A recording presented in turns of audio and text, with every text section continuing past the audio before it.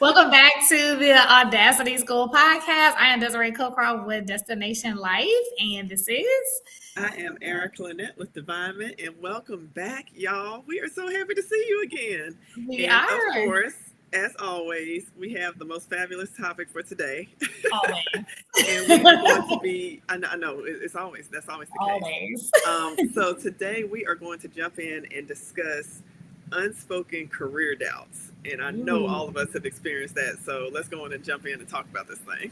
No, this is always so good because a lot of us have grown up with this thought that you got to pick one thing, and that's Right. the one thing that you got to do for the rest of your life. And Yep. sometimes we doubt what we chose, and then we're afraid to choose something else. So I think that Hmm. this is so important. Of a topic to discuss, especially I think Yeah. as women of color, and especially if we've been first generation, Hmm.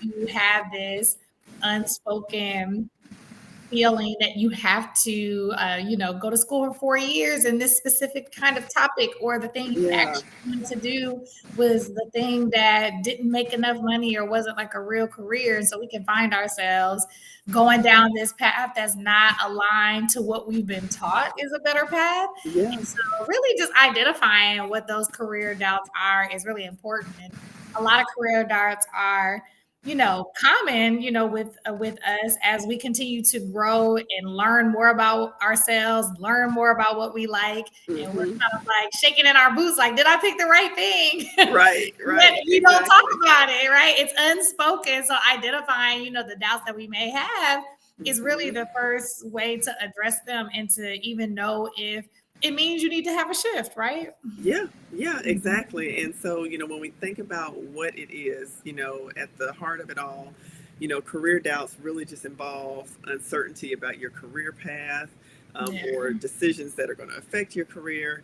And, Yeah. as Desiree kind of alluded to, a lot of that, I mean, it kind of goes back to your why, why are you Mhm. doing it? And so, when we Yeah. think about why this matters, when we address these doubts, this uncertainty, that's what really helps us in making informed and confident career moves, because we don't want to just be out here, as we've talked about on other episodes.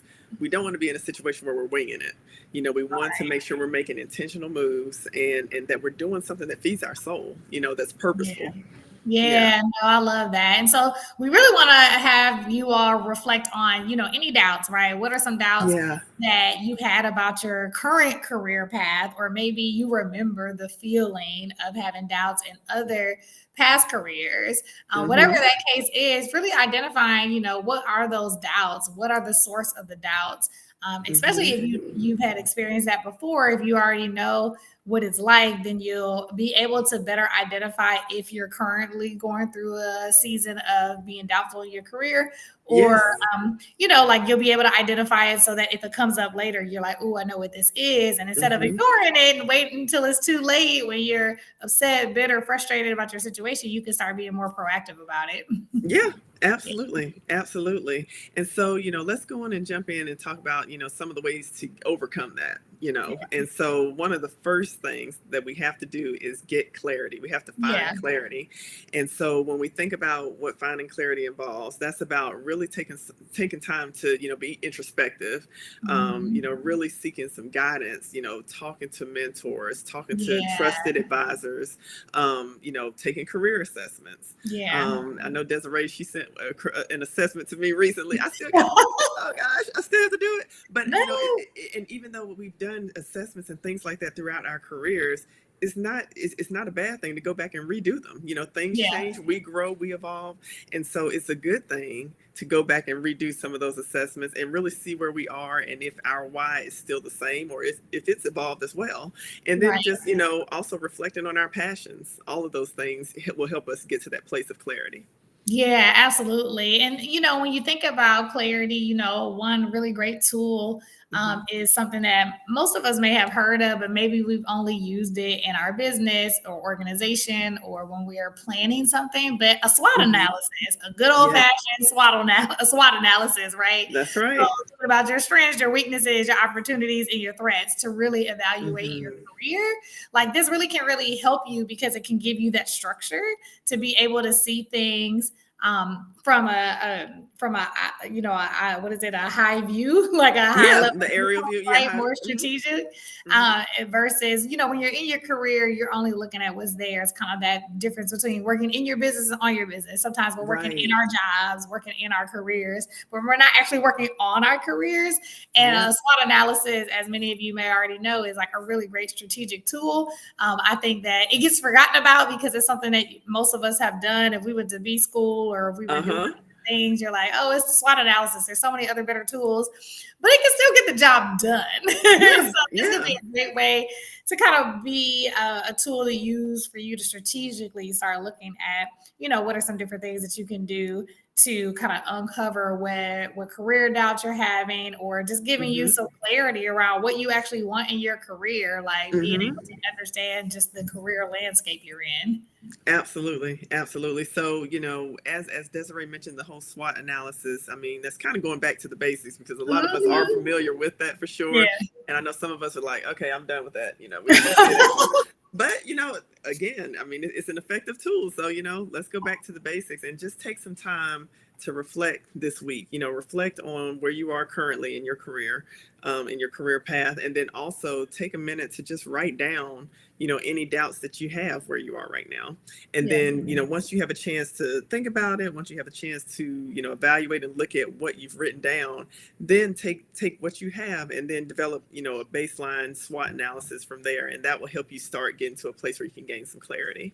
Yeah, that's so good. Yeah. That's so good. So when we think about, how do you move forward? Like, what are some Yeah. strategies to move forward? Because once you get clear, you can get clear and start sitting on those strengths and the weaknesses, hmm your opportunities and threats, and you're like, okay, now I have clarity, woosah, Yeah. I know something. But then you got to start doing things to move yourself forward. And when it comes to moving yourself forward on career doubts, obviously, it requires some action. And it Yes. really The depends execution on piece. exactly, right?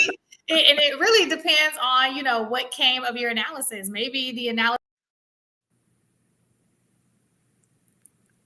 required me to move at all. Maybe it was more of some intrinsic things that I need to do, not necessarily literally moving myself out of my career, but Yeah. sometimes the action we got to take is, hmm we literally got to move into a different environment, into a different industry, into a different role, right? So really setting like Right. clear goals, right? Some really clear goals hmm and create an action plan to achieve them, whether there are internal things like some self-awareness things, some things you get to do so that you can hmm stand with more gravitas in your career, or Yeah. literally I need to move into something else because the water has run dry here, right? It's just dry. It's dry. No, I love that. Exactly. And so, taking it just a little step further, as Desiree talked about setting goals, as you start developing your career action plan, start breaking down the goals a little bit more. Designate some that are short term that you can achieve within a week, a month, a year, Mhm. and then also outline those that are more long term, because you want to have some goals that are achievable so you can start getting some of those quick wins and start seeing some progress. That's what's going to energize you and motivate you to Mhm. keep going. And so Yeah. make sure you do designate those short and long term goals, and then also just know that by doing so, that's what's going to help provide you with the direction that you need Yeah. and help mitigate that self doubt or the Yeah. doubts that you have regarding your career. No, for sure. No, that's good. So yeah, we want you to really create this plan to address, hmm your current career doubts this week. Like do it this hmm week, especially if you already know some of this is resonating with you. You've already been Yes. feeling like it's time for me to move, or I don't know if I'm in the right place, or hmm I don't know if this is the field, especially if you've been a career professional for 5 years or a Yeah. decade or 20 years, some of us have the feeling that we've been wanting to change things up for a while, but we just haven't because of Yeah. our fears. And so this is a great time to reflect on what it is that's really at the core of what has you feeling doubtful or unsettled. And hmm then just set up an actionable step you can take immediately. And again, it won't look the same, right? Sometimes Yeah. you need to create a passion project. Maybe it's a side hustle, or maybe it is a whole hmm nother job you're going into. It can be so many Yeah. different ways to satisfy the thing that is really kind of making us feel unsettled. And it doesn't always Yeah. have to be this huge thing that we make it up to be. Once we kind of like put our face on it and like put our eyes on it, we get a better sense of like what's actually necessary for us to do to Right. kind of like come to a place of balance or peace. Exactly. Yeah. So Yeah. we're getting back to we're already down to the bottom. What? I know we're We're already almost here? there already. We've been going pretty quickly today.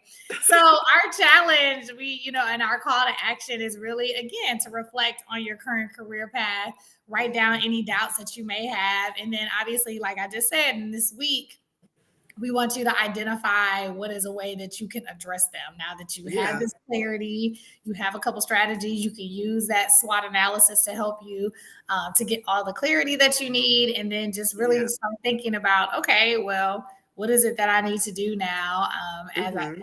I know what these doubts are, where they're coming from, what I actually do desire now. Start creating a plan of action so you can start doing something immediately, like this week, to Yeah. boost. Yeah.